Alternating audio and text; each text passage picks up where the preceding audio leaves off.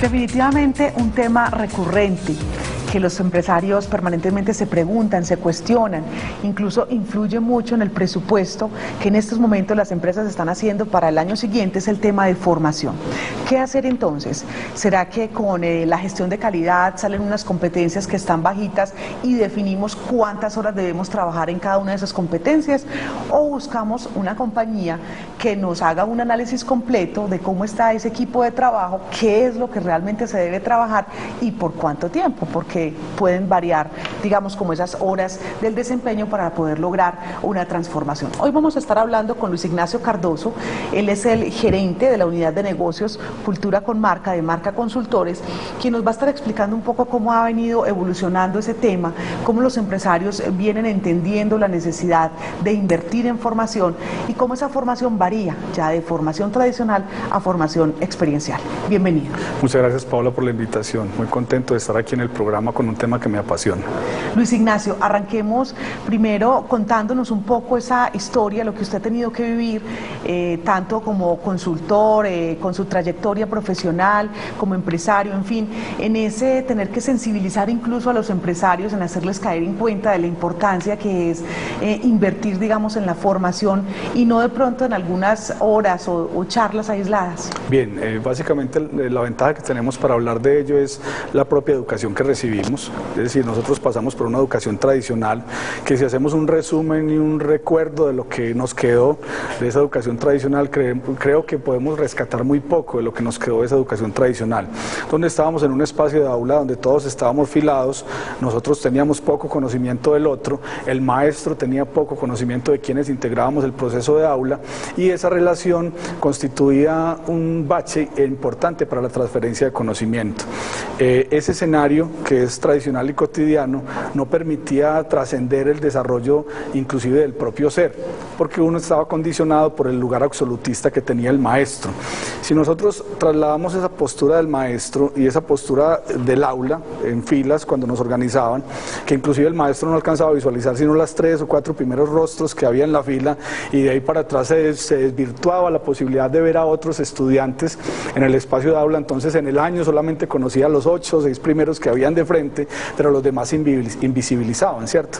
Si lo trasladamos a la organización... Y de alguna manera era una parte cómoda, porque los que más levantaban la mano, los que se hacían adelante se hacían ver, sí, y los que no querían hacerse ver precisamente se iban hacia atrás. Perfecto, es una manera también de autoinvisibilizarse, una manera de protegerse, ¿cierto? En la organización pasa igual. Cuando nosotros adaptamos en el espacio de formación organizacional sistemas muy tradicionales de educación, pasa el mismo fenómeno. Entonces hay un lugar absolutista de quien forma, de quien acompaña, del consultor o el facilitador que está acompañando el proceso, porque es quien trae el conocimiento, y se desconoce que el equipo mismo, el grupo mismo ya trae una experiencia, y una experiencia que se tiene que poner al servicio de la organización. Es decir, desconocer que el grupo ya ha vivenciado, que ha experienciado, que siente, que le duele, que lo toca la organización, que está pasando por procesos satisfactorios o no dentro de la organización. Eso es importante ponerlo en escena. La educación tradicional no lo hace porque lo que hace es transferencia de información. La educación que nosotros estamos abordando y que estamos acompañando desde Marca, que es, nosotros nombramos como educación experiencial, lo que permite rescatar la experiencia y ponerla al servicio de la misma organización, pero para ello tenemos que cambiar el escenario, tenemos que cambiar toda la estructura que hay funcional allí. A eso voy yo, y es, bueno, ¿cómo es ese tema de la formación experiencial? ¿Qué es lo que pasa durante esas mismas 2 horas de una charla tradicional? ¿Ustedes qué es lo que logran, por ejemplo, en 2 horas, si uno pusiera el mismo parámetro de tiempo? Bien, el modelo de acompañamiento experiencial tiene un diferencial importante, y es la construcción de nuevos escenarios, pero la construcción de nuevos escenarios en contexto con la realidad. Es decir, nosotros no podemos desconocer que la organización o la empresa está viviendo una realidad. Si la organización, por ejemplo, nos invita a construir con ellos un proceso de desarrollo de equipos de trabajo, nosotros no podemos desconocer la realidad y el momento en el que se encuentran esos equipos de trabajo. Pero a partir de ahí, ¿qué hacemos? Construimos un escenario distinto a ese escenario tradicional, que de alguna manera le ayuda a las personas a darse cuenta más allá de lo que está pasando, a empezar a sentir y además a poder expresar lo que está pasando dentro de la organización. Es más fácil darse cuenta cuando se está jugando de pronto, interactuando con otros y de ahí se evidencia qué es lo que está ocurriendo. Sí, nosotros los adultos nos pasa, eso se llama teóricamente la andragogía, es el sistema de formación para adultos, que nosotros básicamente podemos validar una experiencia o significarla a partir de una experiencia más vivencial, no tan teórica. Ya está científicamente comprobado que lo que escuchamos se nos olvida rápidamente y que esas clases magistrales y esos procesos magistrales ya están pasando y están pasando por un tránsito de las personas lo vivan, las atraviesen. Si vamos a hablar de comunicación, entonces permitámosle a los equipos de trabajo que atraviesen procesos de comunicación para que den cuenta de que también hay un asunto de corresponsabilidad que no es solo del empresario, sino que los equipos de trabajo también tienen responsabilidad en ello. Hay dos formas de hacerlo, usted me explicaba, y es,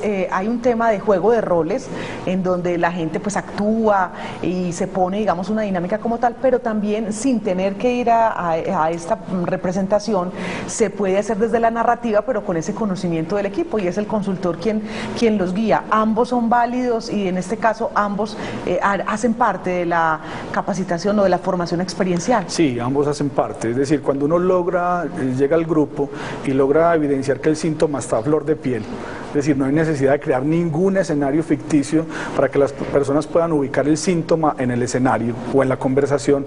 Esa narrativa que trae el equipo hay que aprovecharla, esa narrativa se convierte en una experiencia significativa. Finalmente la experiencia no es solamente práctica, ¿cierto? La experiencia no es movernos y hacer un ejercicio muy bonito de cuerdas altas o de cuerdas bajas o sacar la pelota de colores para que la gente se ubique ahí, sino básicamente rescatar lo que pasa en el proceso. Y si las personas traen la experiencia y dicen, miren, nosotros nos está sucediendo esto acá, tenemos un problema de estilos de dirección, tenemos un problema de conformación de equipo como tal, nosotros debemos acompañar ese proceso. También podemos crear un escenario para poderlo acompañar, pero la narrativa es completamente importante. Luis Ignacio, vamos a hacer ese paso a paso para que aprendamos hoy con esta charla con usted, en que, digamos, cuáles son esas fases o esas facetas, esos pasos que hay que dar para tener en cuenta ese diagnóstico que me permita realmente conocer lo que está pasando en la empresa. Entonces, hay un primer momento, usted nos lo explica como tal, y es esa observación. ¿En qué consiste? Bien, cuando las empresas nos permiten acercarnos a hacer una observación in situ, la observación in situ es que nos permitan adentrarnos en la organización, adentrarnos en ese equipo de trabajo.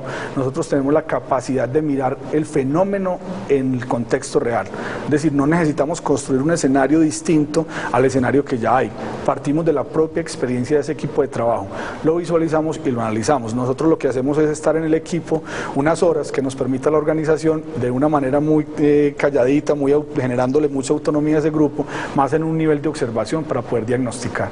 Después entonces vendría ese diagnóstico, digamos las conclusiones de esa observación, y seguidamente ya viene, digamos, como ese encuentro con el equipo como tal. ¿En qué consiste? El encuentro con el equipo es para validar la observación que yo hago, es decir, cada uno de nosotros como consultores tenemos un alto nivel de subjetividad en el análisis, pero la subjetividad yo la puedo pasar y la puedo dejar atravesar por un grupo focal. El grupo focal es el mismo equipo que me va a remitir y me va a validar esa observación que se estás haciendo es real o no, o te estás alejando de la realidad que tenemos, y allí logro yo centrar un objetivo principal para poder acompañar el proceso. Antes de llegar al tema de las conclusiones, las recomendaciones para la empresa, ¿qué es lo que viene ya para finalizar el proceso?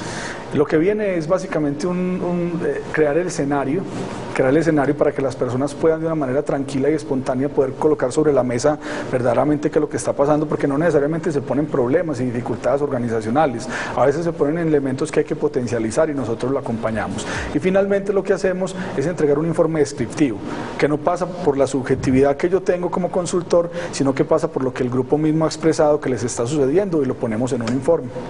¿Por qué es importante la educación experiencial? ¿Qué es lo que le está aportando a las empresas esta nueva dinámica o esta nueva forma de presentar ese desarrollo de equipos?